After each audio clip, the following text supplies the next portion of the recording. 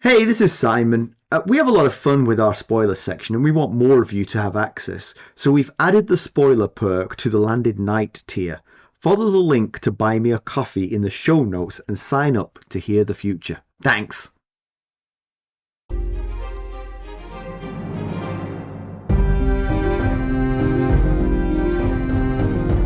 Hello, welcome to the Ghost of Harrenhal. My name's Simon.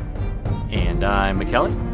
Thank you for joining us for episode 305 of our chapter-by-chapter book review of A Song of Ice and Fire by George R.R. Martin. Today we'll be discussing chapter 33 of A Dance with Dragons, which is Tyrion 8. And as always, we're going to chat about the chapter and try not to spoil any future plot points for you, unless, of course, you have a Buy Me a Coffee Sustainer tier that includes spoilers. Then we will spoil things for you. Regardless, hopefully we'll provide you some entertainment along the way. We'll summarise what happened, discuss our thoughts on it, provide some useful background, compare it to the television show, indulge in little pedantry and cover some relevant news and listener correspondence. Be sure to check out the show notes. They'll provide some additional information about the characters and geography of this chapter. How are you? I am doing all right. I can't complain. We had beautiful weather, and I've been getting out as often as I can to enjoy it. Mm-hmm. So that's good. Doing okay. How about you? I'm doing all right. I played soccer at lunchtime and my team got smoked 4-1. Oh. And Did you do another faceplant? I didn't do another faceplant. No, right, good. We weren't good though. It was very disappointing, and I'm just generally a little bit. The thing is, we're a statistics company and we keep statistics, and I've always been very proud of my win percentage, and this team is going to damage my career stats. I'm worried about it. And the thing is, no one but myself to blame. It's because I'm not as good as I used to be. That's the issue here. So you're not as good as you once were, but once you could be as good as you ever were. Wow. I know, right? Yeah. Except for last week when you tried to pivot that ball and fell on your face. Not then, but some other time. You could be as good as you ever were. Yeah, my best wasn't a week ago, I promise. Yes. So last night I went to see my favourite band in the whole world. Well, one of my top 2 favourite bands in the whole world, the Pixies. I did know this fact. Well, I knew that was one of your favorite bands. I didn't know you went to see them. Yeah. But yes, I did know. Okay, go on. Oh, no, I mean, nothing really to tell. It was really good. I really enjoyed it. I went by myself, and I kind of enjoy concerts by myself better than with other people. Because with other people, I either feel like I'm constantly checking on them to see if they're enjoying it as much as me, or I'm being performative about the way I'm enjoying it, kind of thing. Oh, yeah. On my own, I could just do whatever I wanted. If I wanted to dance, I could dance. If I wanted to, cheer, I could cheer. If I wanted to do nothing, I could do nothing, you know. The Pixies pressure. The Pixies are a great band, and it was really fun. I really had a great time. Awesome. Where was it local, or did you drive somewhere to? No, downtown, the amphitheater downtown. Oh, all right. Yeah. Well, that's cool that you're one of your top favorite bands was in town. That's a cool thing.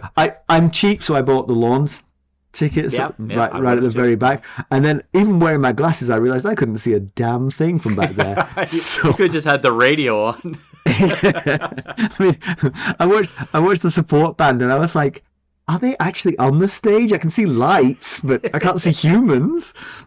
So for the Pixies, I just marched forward and watched from a lot closer, and no one stopped me. There you go. Yeah, we are. I'm buying tickets for us to go see a show, but this is a Broadway touring show at the, at the big Broadway Performing theater. Arts Center. Yeah, yes, exactly. And it started out.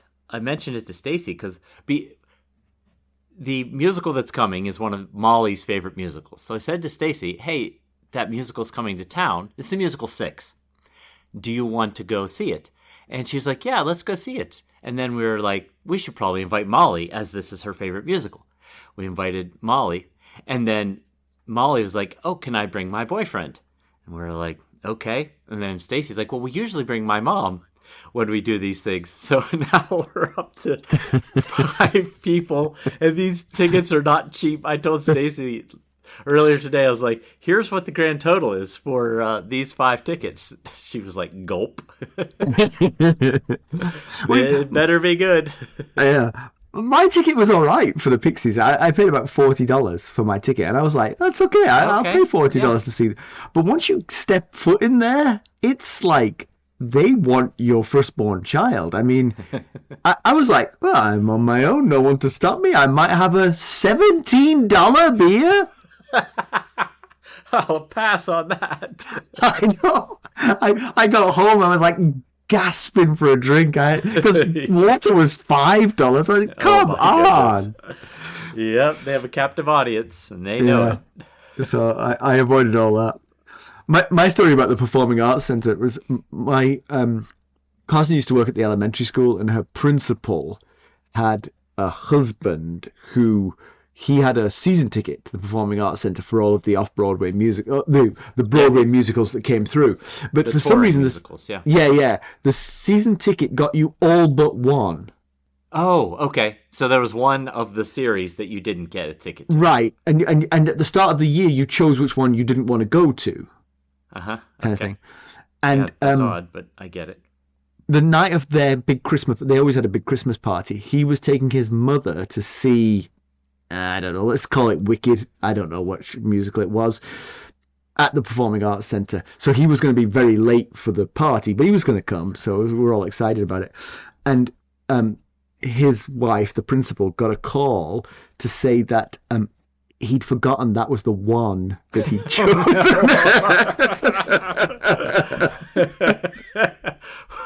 We can stand outside. So, they could wait around, and when people come out, they could say, "How was the show?" When he got to the party, I said right in front of the principal, I said, "Oh, how was the show?" And she was like, "No." Sore subject. Drop it. So the other story, and this story very much relies on you going to the Discord server and seeing the picture, because we're going to post a picture. I've mentioned before that my mother-in-law is to Ziploc bags as tornadoes are to trailer parks.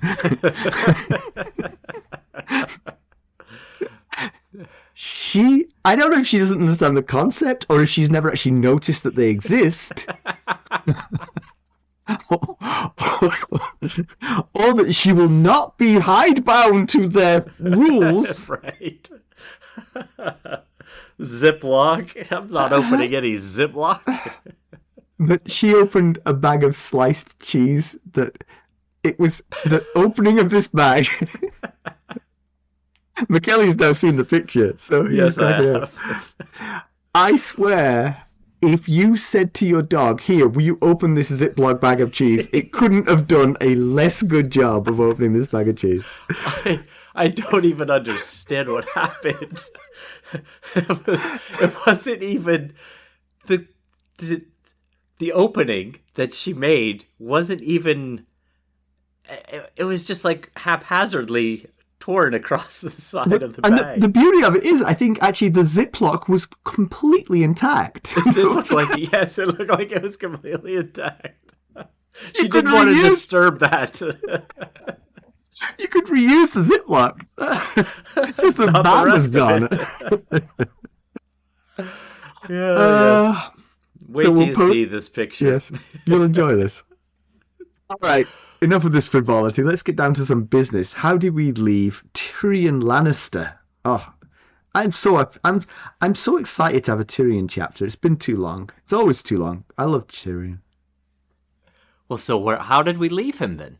The last we saw of Tyrion, he was in Volantis as a captive of Jorah Mormont. He saw the High Priest of R'Hllor fomenting revolution, or at least discord, in the hearts of the slaves. They clearly want to see Daenerys succeed, even if their masters don't. He was surviving an assassination attempt from Penny, the bereaved pig-riding jouster from Joffrey's wedding. Who... Good description of her. I'm trying to summarise her life story in 3 adjectives there. Yes. Who only partially unfairly blames Tyrion for her brother's murder. He was learning that the Griffs are reported to be heading to Westeros. taking Tyrion's advice, maybe? And Tyrion, no thanks to Jorah, was getting them passage to Meereen on a ship controlled, apparently, by the Widow of the Waterfront. Mackelly, why don't we give the summary of this one? All right. Well, Tyrion, Jorah, and Penny are aboard the Selaesori Qhoran, a trading cog en route to Qarth.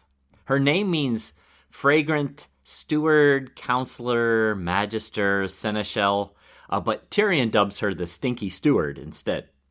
The captain is a bad Syvas player and a worse loser, but it's the priest Moqorro who's in charge of this voyage.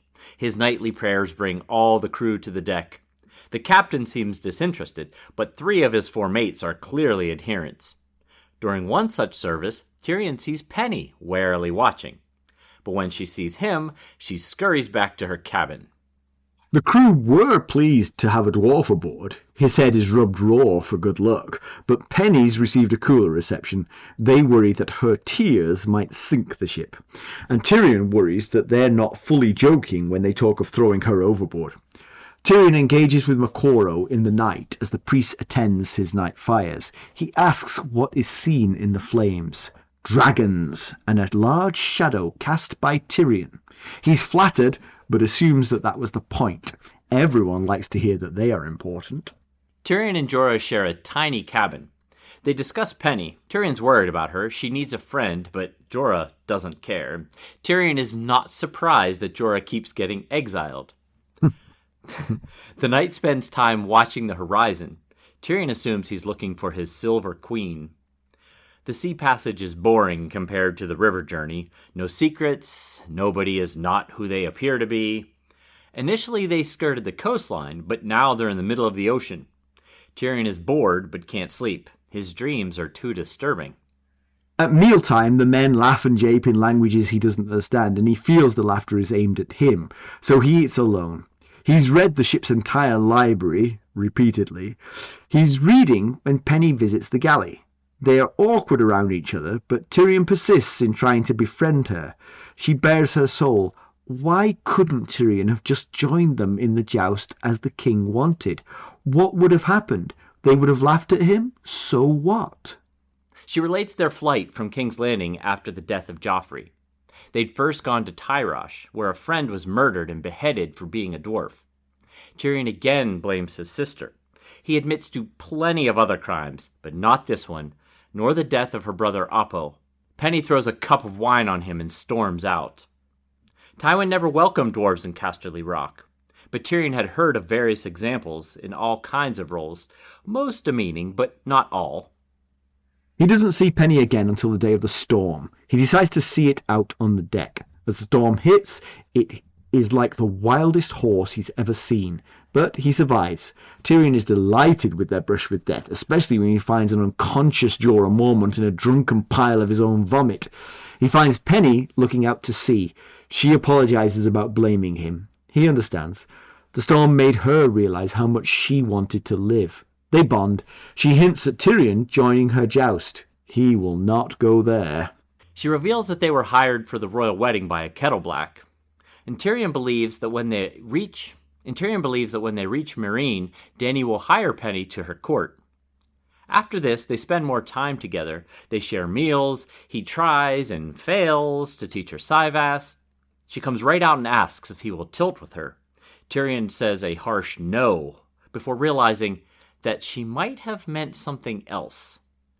He still would have said no, but not so roughly. As they close on Valyria, the skies turn red. Tyrion is excited. They're seeing the fires reflected on the clouds. Tyrion thinks of the stories of the doom of Valyria, when the proudest city in the world was lost in a day. Moqorro explains that much of the crew think that they are already too close to the ruins, but he has demanded the shortest route, to the dismay of the captain. The priest says he knows that others are seeking Daenerys and wants to get to her first. Has he seen them in the flames? They're shadows only, especially one, a tall and twisted thing with one black eye and 10 long arms, sailing on a sea of blood. Oh boy. Mm-hmm. We'll get into that, that's for sure. Yeah.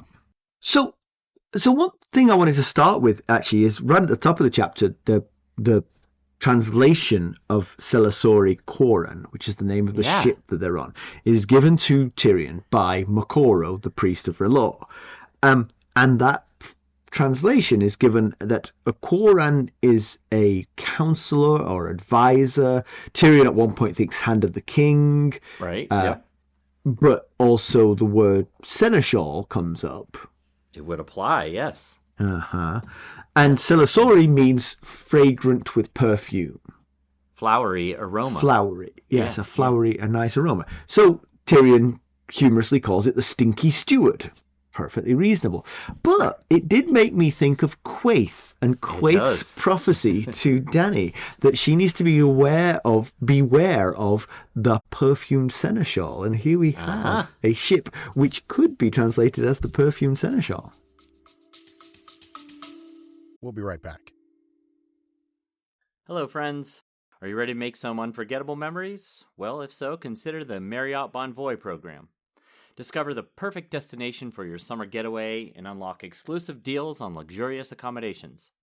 With our affiliate partnership, you'll enjoy unbeatable savings and a seamless booking experience. Don't let summer slip away. Visit Marriott Bonvoy today and make this vacation season one for the books. Use our Ghosts of Harrenhal affiliate page to check it all out and buy Bonvoy points or give some as a gift. The link to our page is in the show notes. Yes, how about that? And that's not something it's something you might not notice if you're just reading through the story and not not tearing it, spending hours and hours worrying about it like us. Yeah. Yes. Yeah, and my first thought was, poor Reznak Bo Reznak, because she keeps side-eyeing him because he is a perfumed seneschal. Dany keeps side-eyeing him. And maybe it had nothing to do with, the warning had nothing to do with Reznak in the first place. If I stopped bathing or giving you advice, would you start to trust me? Right. Yeah, so, but what is this meaning? Is it meaning beware the people delivered? That's what I would assume. If this is the right interpretation of Quaithe's prophecy, then the people coming on this ship are a danger to Daenerys. And that doesn't feel right. It feels like Jorah is still loyal to Daenerys and always will be. And it feels like Tyrion is certainly willing to make common cause with Daenerys. I mean, I would think so. Sure seems like that. I'm not thinking Penny has got it in for Daenerys at all. So it does seem a little bit strange. Yeah. Maybe Moqorro himself. And that's what I meant by the one person. Yeah. Because we actually get two possible candidates to Quaithe's prophecy here. Her full prophecy is the glass candles are burning. Soon comes the pale mare, and after her the others, Kraken and Dark Flame, Lion and Griffin, the Sun's Son and the Mummer's Dragon. Trust none of them. Remember the Undying. Beware the perfumed seneschal.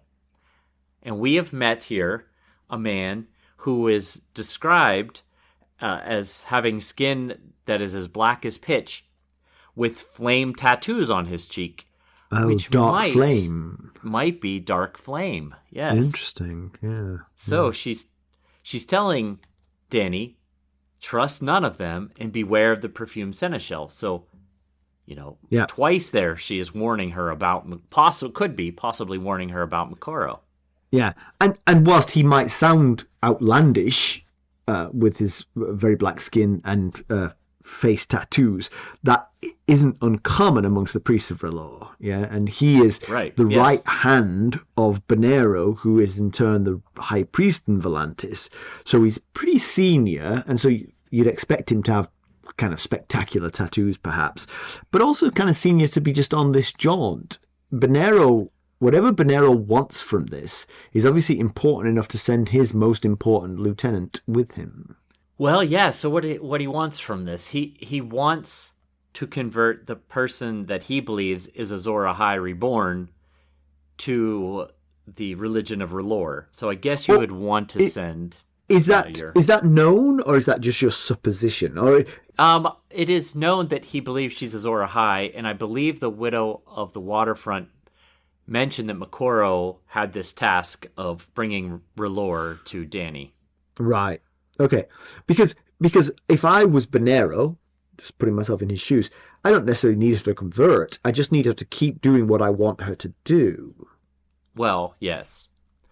But That's ideally, more you'd want important. her to be a convert. It's more easy to keep her in line if she shares your beliefs, for sure. Right, sure. Yeah.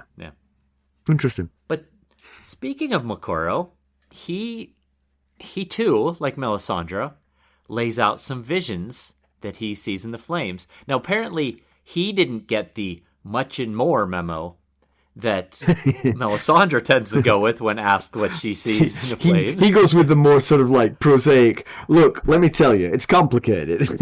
Right. It's a bunch of stuff. See if you can understand it.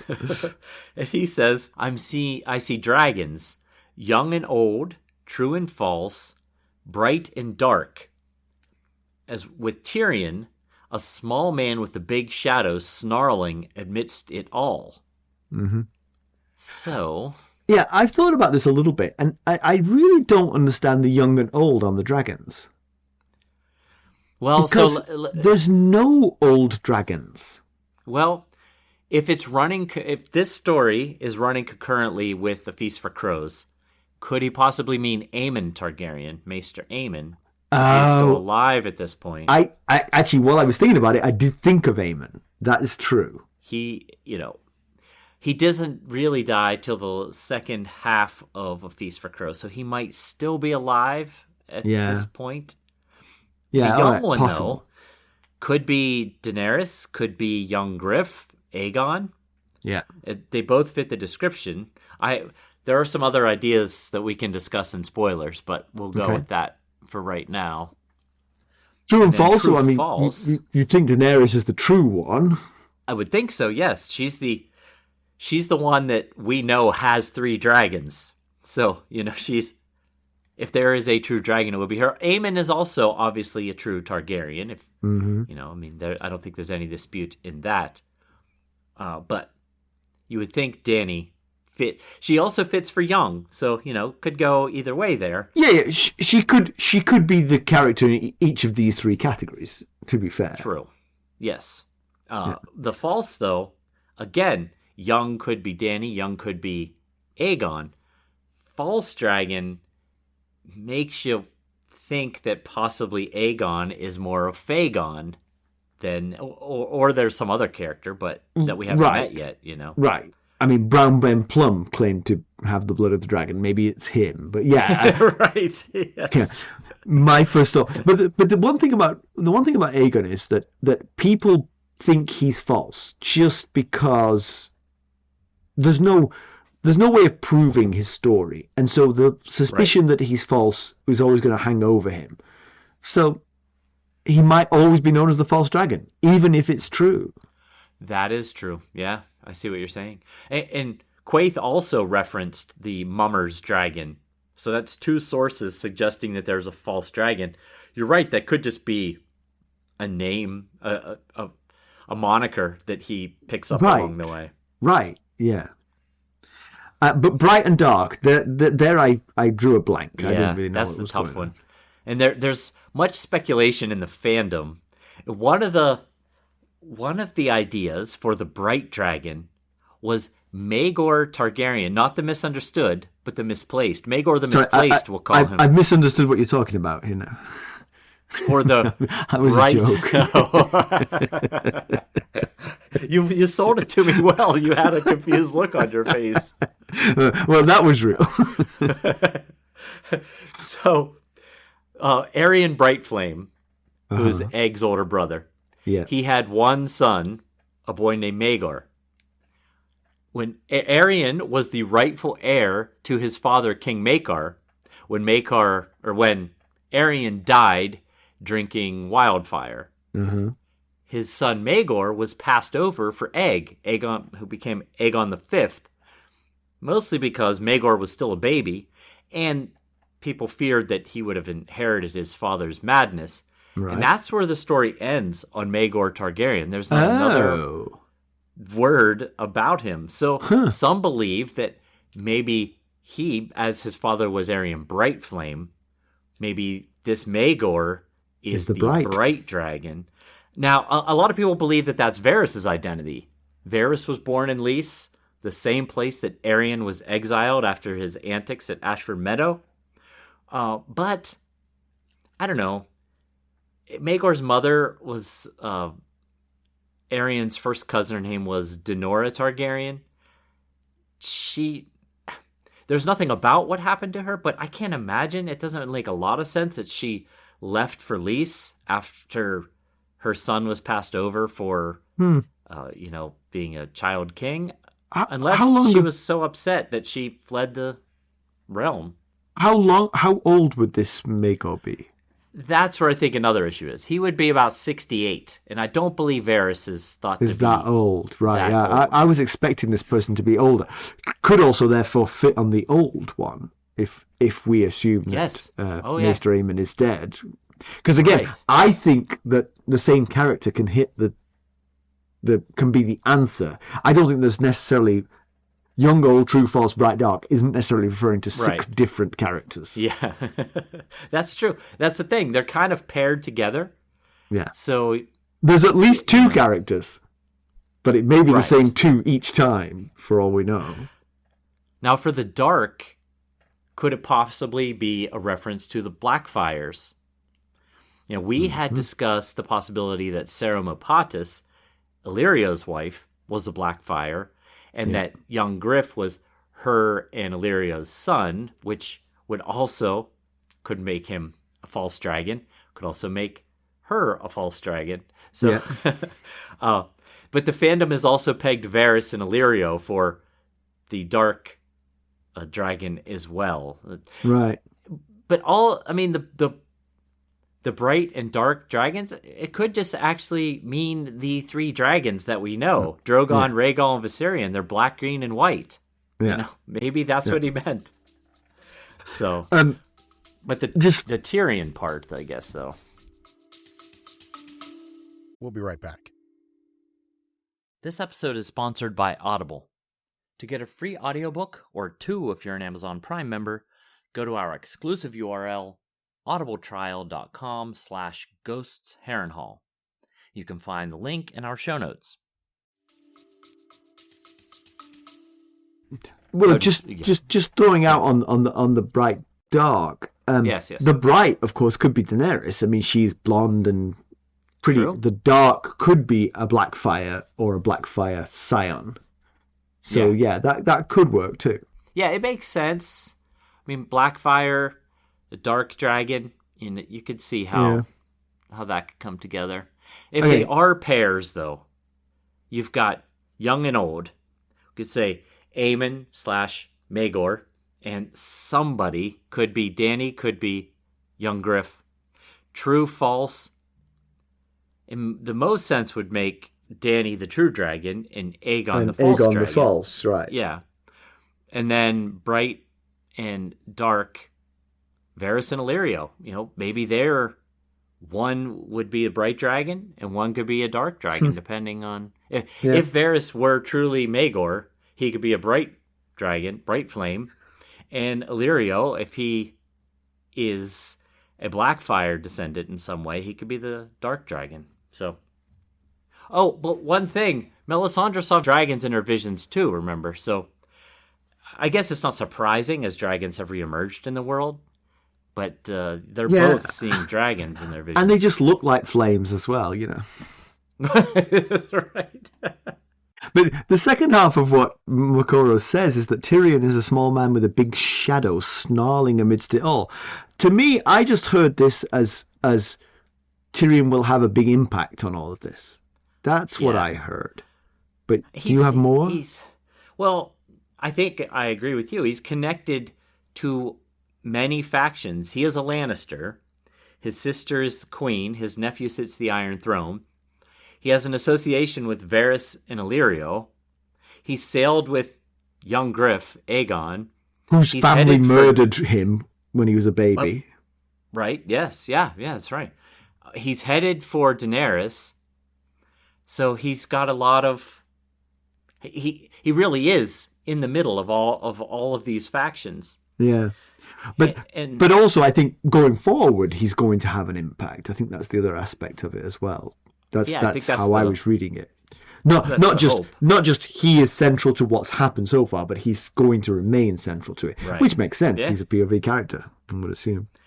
Yeah, you would think that Moqorro is seeing future events, not past events necessarily. Yeah. I think his history with all of the factions in the future will lead him to be a central figure in all of this. Yeah, if he looked in his flames and said, you know, if you ever go into battle, you should wear a helmet with like a nose guard. Then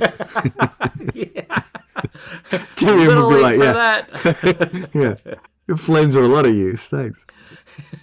Although, one other association, some believe that Tyrion is a Targaryen, that King Aerys, the Mad King, was obsessed with Tyrion's mother, Joanna Lannister, and some believe that he might have forcefully had taken and impregnated Joanna.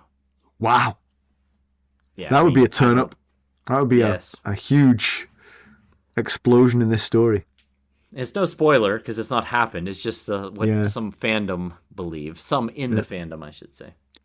Tyrion is still pricking his fingers and toes to make sure he doesn't have grayscale, but so far so good.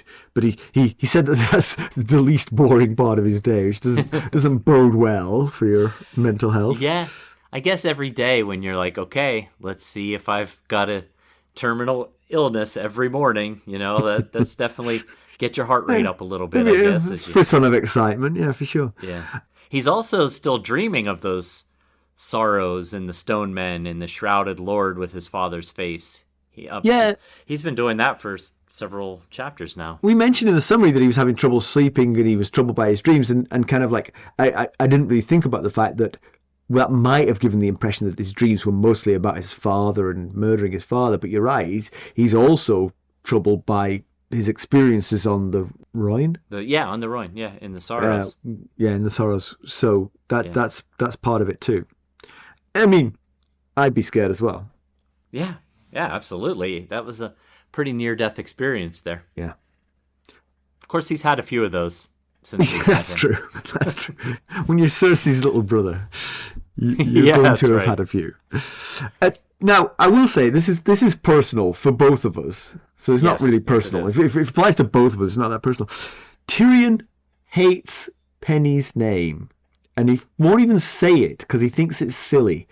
But as both of us have dogs who share Penny's name, it's a little bit hurtful. It is. Our dogs would beg to differ with this. I love Penny's name. It makes me feel good to say it. And now I'm like, have I been mistaking this word this whole time? Right. We also have a fellow former coworker with that name, and she is a fantastic person. Exactly. So, you know, I couldn't disagree more with Tyrion on this take. Maybe add this to the list of singers,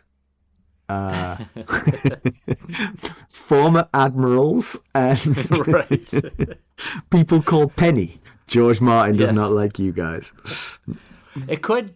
Remember, there was that tax on prostitution implemented by Tywin in King's Landing. Yeah. And it was dubbed the Dwarf's Penny, even though it was Tywin's. That's true. You know, law, not Tyrion's, but he took the blame for it. That is an unfortunate association in the mind. Yeah, I can see that would be. Yeah. Yeah. Of course, the reason he gives us is that, you know, so her name is Penny. Her brother's given name is Oppo, but he goes by Groat. His stage name is Groat. And that just, it leaves a bad taste in Tyrion's mouth because these are small denomination coins. Yes. Yeah. And their father was named Hop Bean, and he thinks, of course it was. Mm-hmm. Of course. So, you know, the fact that self-degradation from fellow dwarves leaves a bad taste in his mouth, it's no surprise that he has absolutely no interest in doing the jousting thing with Penny. Yeah. It's tricky though because Penny's wanting to perform and make money by performing is in some ways admirable, and there's nothing wrong with it.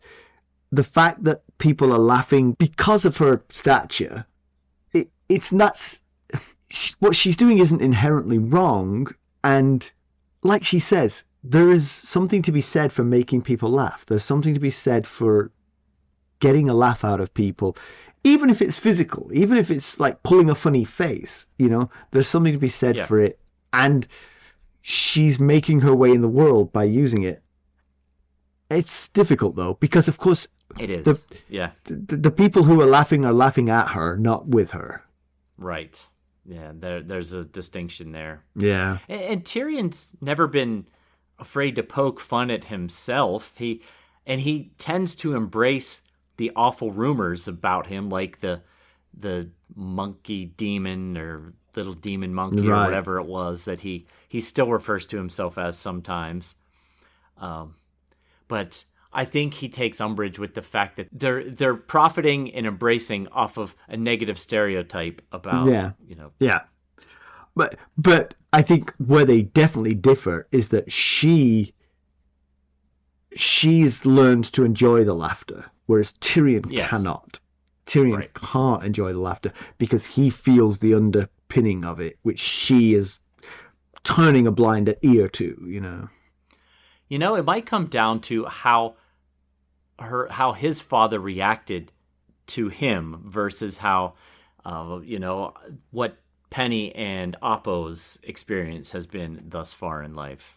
Right. I mean, part of it was we learned in this chapter that Tyrion was kept from ever seeing other similar people to him, right? Because they weren't welcomed at Casterly Rock, primarily because the people who would have come to Casterly Rock, who were dwarves, would have come in Mumma's troops, and they would have probably been jesters and frolicked and made people laugh. And Tywin would not have wanted Tyrion to see that. He definitely wouldn't. But by this sort of like prohibition, he also kept from Tyrion the fact that there were people who were dwarves who were doing perfectly normal jobs, who weren't using their stature as their way of life. It was just a part of them. Yeah, you're absolutely right. And he hears rumors about various dwarves doing other jobs in the realm, and most of them we don't know anything about, but we do know that at least one of them is true. He mentions a woods witch, a dwarf woods witch that haunts a hill in the Riverlands. And I'm pretty sure he's referring to the prophetic dreaming ghost of Highheart that Arya met a couple of times. Yeah. I'm pretty sure that one is at least a real rumor. I don't know about all the rest, but pretty sure about that one. There are other parallels between Penny and Tyrion. Not least is the fact that Tyrion has come to the realization recently that he wants to live. I mean, he was pretty suicidal when he arrived from across the Narrow Sea. He didn't have much to live for, but he's definitely reached the conclusion he wants to live. And Penny felt it too during the storm when she thought the ship might sink. She had wanted to die, but then realized she really didn't want to die. And that hitting rock bottom, not very far apart from one another, and realizing you still have a lust for life, it's probably going to forge a bond between the two of them, I would think. That's true. Yeah. Penny has definitely reached rock bottom, at least it seems. Her story is awful. She's now left alone in the world, her brother ripped away and brutally, needlessly murdered. And now she's stuck in this cramped cabin with a dog and a pig, which can't be a whole lot of fun either. And she kind of says to Tyrion, I don't know what to do with my life. I have no real prospects for my future. I only have one skill, and that's riding a dog in a joust. Yeah. And Tyrion, he gives her a bit of hope, and I think he's right. I agree.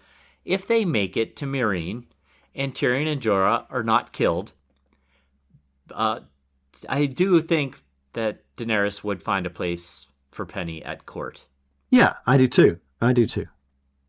I mean, as a lady in waiting or something like that, as a handmaid, or some task. Yeah. I do think it's a bit unfair though for Penny to lay the blame of all the dwarf deaths entirely at Tyrion's feet.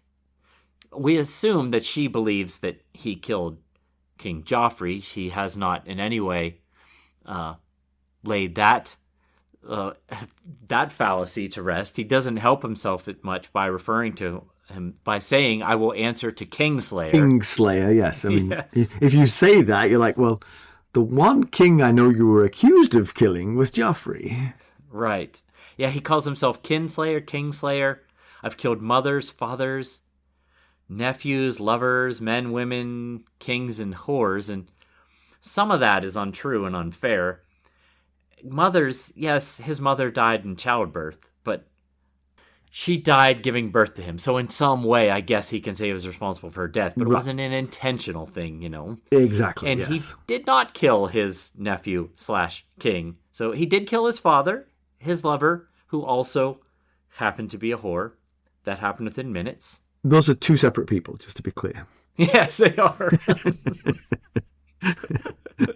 Yes. Very good point. A lot of things you've leveled at Tyrion right there in that sentence. I feel the need to defend the poor man. He's dead after all. So you've got in the notes here that Penny revealed some news to Tyrion that he didn't pick up on. Well, that makes two of us. Well, okay, so I don't think there's any way she could have fully deduced what the realities behind what she said are. She said, no, he said, was it in Bravos, I think, that my sister found you? And she said, no, your sister? And he said, yeah, Queen Cersei. And she said, no, your sister didn't find us. It was a man named Osmond or Oswald or something like that. And which we said in the summary was a kettle black, which yes, makes perfect sense. And so he probably figured it was Osmond Kettleblack, one of the Kettleblack brothers, who are all very close to Cersei, and she sent him across. The reality of it is that it was Oswell Kettleblack, the father of the Kettleblack brothers, who was sent across the Narrow Sea to find them by Peter Baelish with the express intent of causing strife between Joffrey and Tyrion, which was all part of his plot with Olenna Tyrell to poison Joffrey and blame it and frame Tyrion. So I don't think he could have put together the fact Peter Baelish, Oswald, because he doesn't know that association. Exactly, he doesn't know that there's an association there. But that is interesting. That is a level of cunning to that plan that seems almost unnecessary. Yeah, right. If they poisoned Joffrey, everybody knew that Tyrion didn't like Joffrey. Tyrion was right there. I mean, a lot of what went on in that thing was just Joffrey being mean to Tyrion for the heck of it. It didn't need Penny and her brother to be present to precipitate any of that. That's all true, yes. Yeah. That was probably a lot of expense to send for a troop from across the Narrow Sea just to needle them a little further. Right. I will say it is a perfect needle. I mean, there's no way that doesn't happen without Tyrion and Joffrey having strong words against each other. Right. Because you knew they knew Joffrey was going to pounce and want Tyrion to get involved and all that. Yeah, Tyrion would take umbrage. So we mentioned that Tyrion read the entire library of the boat 3 times. That's right. We didn't bother to mention that it was only 3 books. Yes. The most interesting one, is this the most interesting one, or is it the middle one? I think it was the one about the orphan in the pillow house that he said was the worst written but the most interesting. Yeah, okay, so this is not it, yeah. So one of them is written by Triarch Bellico, who's a famous Volantine patriot, who had an unbroken succession of conquests and triumphs that ended rather abruptly when he was eaten by giants. So, quite the story. Why did I put curious, that in there? I'm curious if the book ended right there, and then I was eaten by trails off. The reason I threw this in here is because Triarch Bellicio is actually Bill Belichick, the former head coach of the New England Patriots. Now, George Martin has once referred to Belichick as an evil little Bill, is what he has referred to him as before.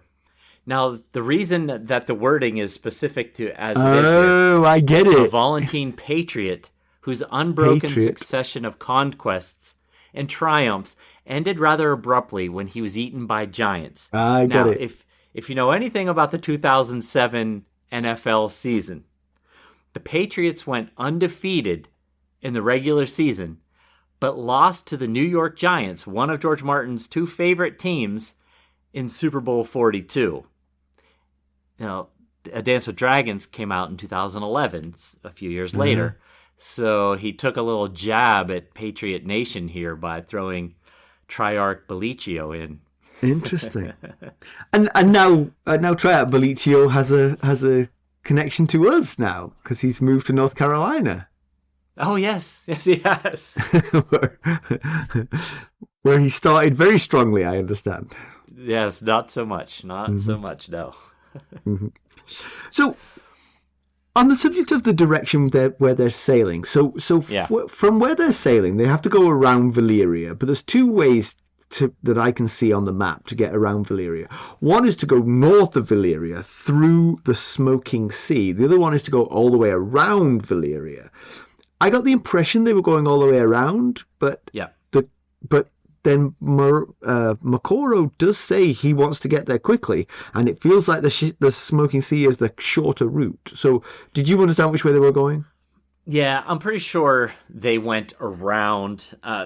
The Smoking Sea, I don't think is really accessible. Really passable. Would get you into big trouble if you try to go through the Smoking Sea. I think the captain and crew just wish they were further out. South. Yeah, further south. Which made sense actually when I read that, because I was like, when they said it further away, the Smoking Sea is so narrow that there's no way to be further away. You're in amongst it. Yes. Yeah. Right. Yes. Yeah. I think that's not a route that they could take, even if they wanted to, really. But then thinking about that, it felt like most of the journey would have been within sight of land, really, because it just felt like there wouldn't be much open ocean really between where they were going and where they were headed. You would try and keep as close as possible to Valyria without getting too close. Right. Yeah. I think he said 50 leagues further south. So they're about 50 leagues closer than he wants. That's a long way. That's a league is about 3 miles, right? So that's 150 miles away. That is a lot. I did not realize. Yeah, that is a lot. Yeah, so it seems unnecessary. That. Like 10 miles feels like plenty in the ocean. You know? That does, yeah. So as always, the Mackelly maxim is that the last line of the chapter is the most important one. So what Moqorro sees in his fires is basically the shadows of those who are racing to see Daenerys and possibly to beat these guys to Daenerys. Tall and twisted with one black eye and 10 long arms on a sea of blood. All right, let me tell you my initial reaction to reading this. Yeah. I thought of Euron Greyjoy when I read that. Uh-huh. That was where I first went. Absolutely. The 10 long arms being banks of oars, perhaps, coming out of a boat. It could be, or the sigil of the Kraken has the Kraken 10 arms. Itself, yes. Only 2 of them are really long, but, yeah. I guess it's up to your interpretation of what long arms are, I guess. But maybe because I've been reading ahead, I've also read a Bran chapter, and I kind of felt there was a bit of a Bran overtone to this as well. The tall and twisted description making me think of weirwood trees. Yeah. The one eye thing, of course, leads immediately to Euron. The one eye was what took you to Euron first, but then, of course, Bran thinks of the opening the one eye that is not one of his normal eyes to see more. That is true. Yeah. Well, you're just going to say it's Euron. Stop trying to come up with alternative ideas. Here are the known seekers, right? Victorian Greyjoy, a proxy of Euron. Yeah. The Archmaester Marwyn, who left immediately after talking to Sam. I'd forgotten all about him. Yeah. And he left in such a hurry because he knew that he left his glass eye behind. He knew that the Citadel were going to send their own official Citadel Maesters, and he wanted to get a jump on them and beat them to Dany. So those are the people we know. We do know that Griff and young Griff are not seeking Daenerys. Right. They're planning on heading west, at least last we heard. But yes, the tall, twisty thing with one black eye and 10 long arms sailing on a sea of blood. It definitely feels like Euron Crow's eye at first consideration. One eye, Kraken sigil that has 10 arms. I counted them. There is... Well, so the sea of blood part makes me think of Melisandre's vision in her chapter when she saw the towers by the sea being submerged beneath a black and bloody tide. Right. And she told Jon that was East Watch by the sea, but I think that was some influence by Jon saying, "Is it East Watch?" And East she was Watch, like, yeah, that's right. Yeah. Well, you and I had discussed it could be an Ironborn attack on Old Town. Now, that doesn't necessarily have anything to do with Daenerys, though. So it could be two totally separate situations. Right. Now, there is an actual sea called the Bleeding Sea in the far east of Essos. It's named so because the red water, the water is red because of an indigenous plant that grows there. I don't think that it's a factor. I think another item that could be a factor is the dragon horn that Euron won the Kingsmoot with. Mm-hmm. It's described as 6 feet long and twisted. Ah. So... Oh, yeah. I see. And remember, his previous vision, he saw dragons. So could these two visions, the horn somehow be a connector between them? I don't know. Yep. We'll have to see, I guess. Okay. Well, excellent. It's time for some spoilers. Do not forget, please, that if you're a member of the Landed Knight or higher tier of the Buy Me a Coffee Sustainers, you have access to these spoilers, and they're always juicy. All right. As always, fantastic spoilers. What about some background? All right. Well, at the end of the chapter, the Selaesori Qhoran finds itself closer to the coast of the ruins of Valyria than the captain and his crew would care to be, as we had already discussed. Tyrion tells Moqorro that some sailors believe that anyone who lays eyes on the coast is doomed. However, he doesn't believe that any more than his uncle Jerion did. He then thinks of how his uncle sailed to Valyria to find House Lannister's ancestral Valyrian steel sword and never returned home. So Jerion was the youngest of Tywin's siblings. Like Kevin and Tyget, he was overshadowed by Big Brother Tywin. And whereas Kevin became Tywin's right-hand man and Tyget clashed with Tywin, Jerion went the way of the class clown to find his own space because there was definitely no competition there from Tywin. He had that whole dance floor to himself. True enough. But about 8 or 9 years ago, Jerion sailed to Valyria, partly to make a name for himself out of the depths of Tywin's shadow, but also to search for the family's lost Valyrian steel sword, R'Hllor. The sword came into the family's possession before the Doom of Valyria. It said that the price tag was not for the faint of heart, reportedly costing enough gold to raise an army. So, how did the richest family in Westeros find themselves without a Valyrian steel sword when the likes of the Mormonts of Bear Island had one? Well, not too long after the Doom, King Tommen II Lannister preceded his descendant Jerion in sailing to the doomed Valyria. He took the sword with him. Tommen's plan was to plunder the wealth that was surely left behind after the cataclysmic event of the Doom. I bet you'll never guess what happened to him. He didn't come back, did he? He never was seen again, and nor was the sword. That's unfortunate for the Lannisters. Yes, that's how they lost it and have never been able to get a new one. John, though. Interesting. John just kind of lucked into Yeah. right place, right time.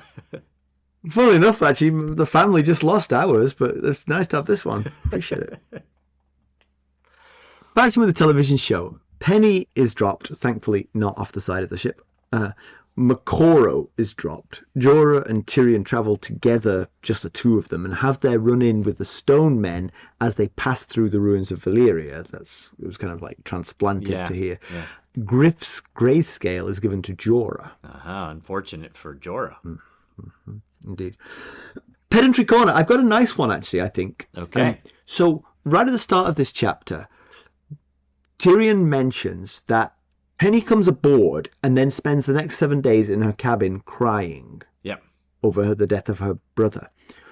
He then talks about and complains about the fact that he keeps getting his head rubbed by the sailors for good luck because they think that rubbing the head of a dwarf is good luck. Yep. But when they walk past Penny, they mutter maledictions towards her and threaten to throw her over the thing. Did she come out of her cabin or did she not come out of her cabin? I see what you're saying. Make your mind up, please. Yes. Yeah, because even if she came out and Tyrion didn't see her, Tyrion wouldn't know that they were muttering maledictions. Mm-hmm. So the thing is, I read it carefully and I was like, well, maybe he's just projecting forward to the back end of the chapter when she is coming in and out of her thing. But that's not the way it was written. It was written that at that time, she had not come out of her room, but people would mutter these maledictions. Yeah. So I think that's the description was like this was the first. It took her 7 days after they left Volantis before she came out of her cabin. Mm-hmm. Yeah, I get it. I get where you're coming from. Maybe she had a shift on the wall within those 7 days. That's a throwback to a long ago episode. All right, news and notes. I'm always pleased to talk about Half Thor Bjornsson. I think we should call him Full Thor at this point. I know. I mean, who the hell is Thor if this guy's only half Thor? Right. Yeah. He's made a habit of breaking weightlifting world records over the years, and he was at it again. The World Deadlift Championship in Birmingham, England this week. This time he broke his own record that he set back in July. He's now 36. Probably wants to get as many of these in as possible because it's, everyone's getting older. Father time. He deadlifted 1,124 pounds or 510 kilograms. As we've said before when we saw him doing this, that bar with those round weights on it, I don't think I could move it. I don't think I could roll it. That's astonishing. To put it into perspective, it's roughly the weight of a small car. He posted a video of the achievement on Instagram, commenting that he was surprised how easy it felt. He thinks he could have gone much heavier. So check out Half Thor Bjornsson's Instagram page if you want to watch it. Amazing. I did watch it. It did look easy for him. He just popped it right up. Seriously, I don't think I could roll it. No. I think if I put my back against the wall and my feet on the bar, I might be able to roll it a couple of inches. But once it started rolling, you were never going to get it to stop, that's for sure. Okay, heck yeah. Oh, yeah. I tell you what, he's a strong guy, that's for sure. And speaking of strong, we have a pair of new landed knights. I mean, we've got landed knights flooding in. It's like the aftermath of the Battle of the Blackwater with all the knights being anointed. Hey! We should have called them the washed up knights. MSM Saint and Rave. I like it. Have both upgraded to the landed knight tier. Surely the new spoiler access perk for the tier had something to do with it. I know Rave specifically mentioned in the Discord server that she did indeed upgrade for the spoilers. So, it also gets you occasional invites to our discussion, to our live video chats. So hopefully they will join us there when the opportunity arises. Excellent. And we got a review from Elise G on Apple Podcasts US, which is entitled Nice Accents. I'm not sure why we need a plural there, but let's go with it. This is truly that we'd be like the Spider-Man meme. We're pointing at each other. You've got the accent. No, you've got the accent. No, I think it would be easy. I don't think we would need to do that. This is truly the best Song of Ice and Fire podcast I've found. The extraordinarily detailed summaries and deep dives into the book really make it much easier to understand. On numerous occasions, it allows me to learn things I hadn't caught when reading the book previously. I love Pedantry Corner, and it's incredibly entertaining to listen to the two of you hash out the most minuscule, seemingly unimportant details. The chemistry between Simon and Mackelly is incredible. Nod to Simon's PhD. Oh, oh yeah, I hadn't thought of that, really. That we have chemistry, but I have chemistry. I read that several times and thought, I wonder what that means. Now I get it, the chemistry. And to hear about their normal lives is a nice touch and adds even more entertainment to the show. Also, the contrast between the voices and accents both adds depth and makes the show that much more fun to listen to. LOL. Well, thank you, Elise. That is very nice of you to say all that. Yes. So, Mackelly, what I would take away from this is that it's your bland vanilla accent that nobody would ever comment on is what's making it sound so good, right? Because it's the contrast. Yes. You see, if you were co-hosting with someone with whatever, I don't know, like a Cockney accent or something, maybe your accent wouldn't shine as it does with my bland, boring accent. It's a brilliant point. I mean, really. Well done. Well, thank you, Elise. Again, that's really kind of you to say, and we are always grateful for the kind words of our listeners. Absolutely. Thank you so very much. Let's draw this one to a conclusion. It's nice for Penny and Tyrion to have found each other. She's a sweet kid who has suffered a lot. And Tyrion, I will say, for once, he's mostly resisting the urge to sabotage his relationships with his smart mouth. Yeah. I think he should stop referring to her pig as bacon. That's not good. That's not a good idea. It's kind of funny that it went through your head, but don't voice it to the owner right. of the pig. That's if this ship runs into some trouble, Pretty might end up being bacon if they're running low on stores. Right. And Penny will never forgive you for having made that joke at that point. Now, and we know that this ship, according to the Widow of the Waterfront, is not expected to reach Karth like it's supposed to. So something is supposed to go wrong. I hope it isn't a situation where they have to turn to Penny not Penny. Oh, goodness, that'd be worse. Turn to Pretty for sustenance. I will say, Tyrion could do a lot worse than falling in love with Penny. Oh, yeah. I think. Yeah, she seems like a great young person. I think he believes her to be late teens, and I think Tyrion is mid to late 20s, so they're of an age enough, they're... Yeah, I mean, man, in terms of Song of Ice and Fire, yes. they're goodness. practically, Yes. Yeah. I think he thinks she's around 19, and if he's... I can't remember off the top of my head exactly how old he is, but he's not like he's in his dotage like we are. Yeah. Anyway, Jorah. He was a character in this chapter, but he didn't really factor. The most we saw him do was get annoyed at Tyrion for bringing up Penny, and also staring out wistfully off the ship, which Tyrion interpreted as longingly hoping to speed things up to get back to his Daenerys, which I think makes sense. Yeah, I'll say it makes sense, but I also think if I was him, I'd be thinking very carefully about the words I was going to use the moment I see Daenerys, because there's some splaining needs to happen. Yes, this could go really wrong. He doesn't know the situation she's currently in, where we know, because we're in her head, that she's missing him. So he doesn't know that, though. So yeah, he needs to be very careful how he explains all this. Yeah. Moqorro is obviously a very pious believer in R'Hllor.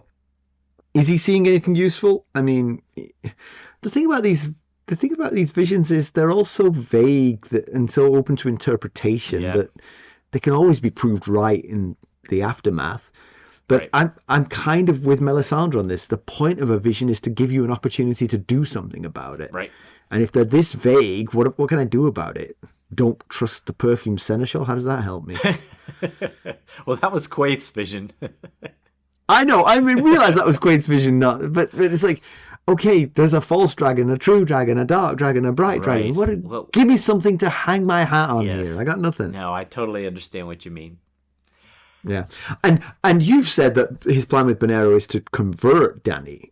I don't doubt you. I think they've made that clear. But at the same time, or at least the Widow of the Waterfront certainly thought that was the case. But I do think that they have more secular aims for her, particularly in Volantis. They would like her to come to Volantis and free the slaves. Definitely. And that's what the Widow of the Waterfront is hoping. And that's what she conveys at the end of that chapter was, tell Daenerys to hurry, we're waiting, or however it was worded. So, and what we still don't know is how this ship is not going to Qarth. Right. I mean, this ship is going to Qarth. That's what... Why would it stop in Marine, which is not on the way? I mean, it's vaguely on the way, but it's a huge jaunt out of the way. Yeah, there's two conversations that Tyrion has with two different people. And so he has a conversation with Moqorro where Tyrion says, I hope we get to Marine soon, basically. And Moqorro doesn't say, oh, we're not going to Marine. We're going to Qarth via New Gis. He says, "Oh, you're looking forward to meeting the world's deliverer or whatever." So clearly, he has been made aware of Benero's vision that this ship is not going to make its destination. Whereas Penny, when Tyrion says we're going to Meereen, she says, the same thing. "No, we're not. We're going to Qarth via New Gis. What are you talking about?" So, I wonder if Moqorro is looking in the flames desperately to find out how the hell this boat is going around. Give me something. Yeah, I would hope that Bonero gave him some tip-off. And if that's the case, I would stick real close to him if I were Tyrion. Yeah, exactly. So next week, we're going to head north and west to check in on Bran. See how his training is going. That's right. Yeah, that should be really interesting, huh? Yeah, I think Bran's chapters have picked up in this book. Yeah, they have. Bran's slow trudge north wasn't very interesting, but things are happening now. Yep. Anyway, there's 3 ways that you can help us out. You could leave us a positive review and a 5-star rating like Elise G did. You could buy us a cup of Arbor Gold at buymeacoffee.com/ghostharrenhal. There you can become a sustainer at any of the various levels. There's a tier to match your budget and interest. And the tiers, including Landed Night, get you the spoiler section. Or you can just donate directly to our cause through our website, ghostsofharrenhal.buzzsprout.com. And if you're looking for more ways to interact with us, well, one thing you could do is you could send us a text. The link is at the top of every episode show notes. Just keep in mind, we have no means of responding. And if you're interested in keeping up on the latest Ghosts of Harrenhal news and developments, such as seeing this this cheese bag that we discussed earlier, you're going to want to check us out on our social media. You can follow us on Twitter at Ghost Harrenhal. We're on Facebook, Instagram, Discord, where I will definitely have the image posted.